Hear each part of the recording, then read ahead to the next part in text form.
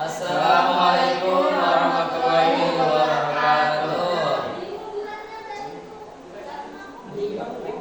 Insyaallah di sini kami akan mempresentasikan biografi dari proklamasi dari golongan muda yaitu Sukarni.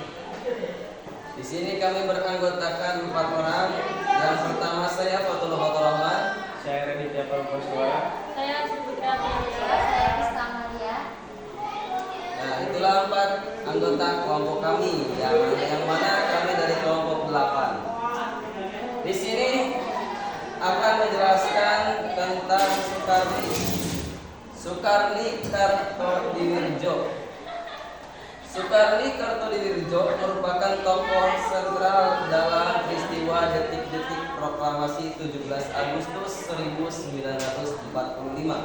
Namanya sering disebut ketika membahas peristiwa Rengas Dengklok pada 16 Agustus 1945. Dalam peristiwa itu, Sukarni adalah golongan muda yang berani menculik Soekarno dan Muhammad Hatta.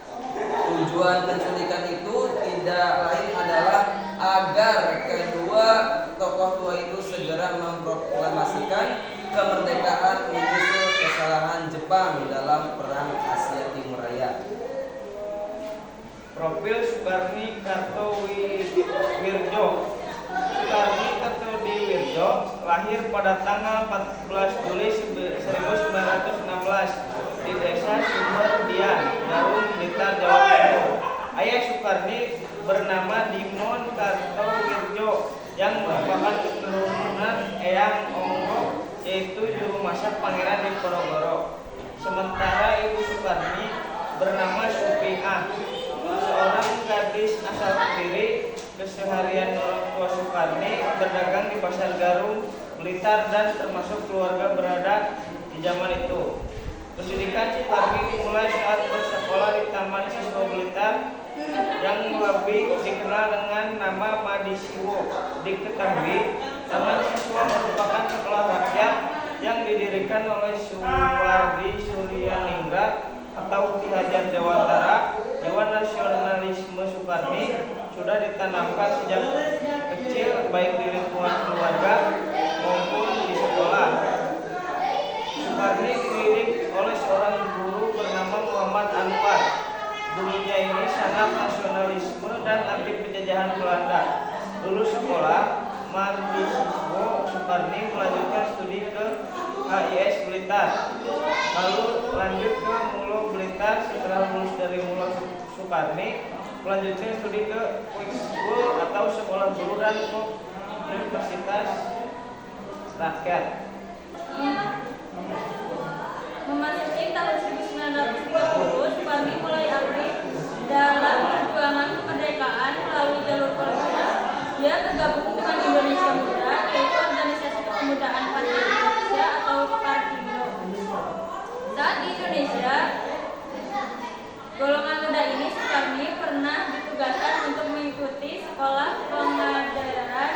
Salah satu pengadarnya adalah Soekarno, sehingga kesempatan tersebut merupakan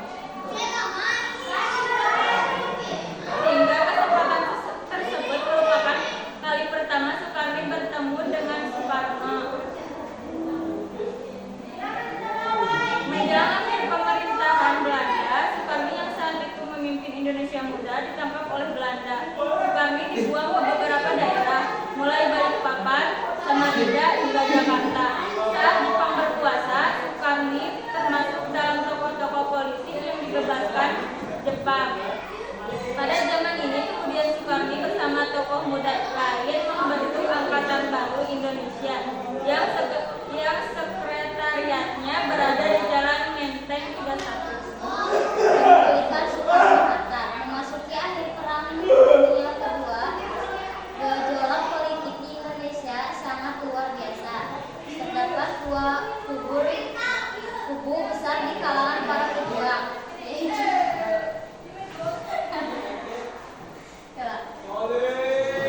penculikan Soekarno-Hatta. Memasuki akhir Perang Dunia II, gejolak politik di Indonesia sangat luar biasa. Terdapat dua kubu besar di kalangan para pejuang, yaitu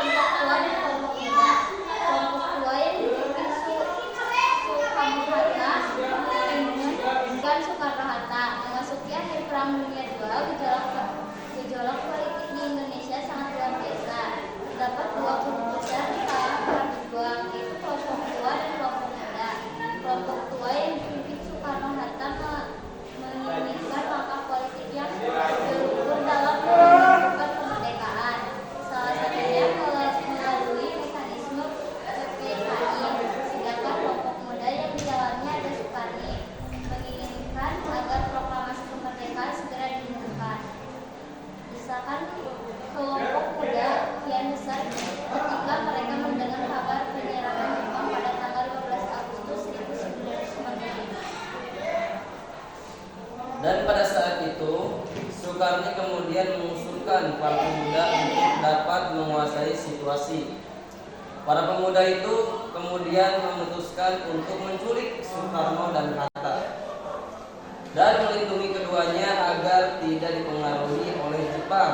Maka pada tanggal 16 Agustus 1945, para pemuda membawa Soekarno dan Hatta, Ibu Fatmawati dan Guntur Soekarno Putra ke Rengas Dengklok.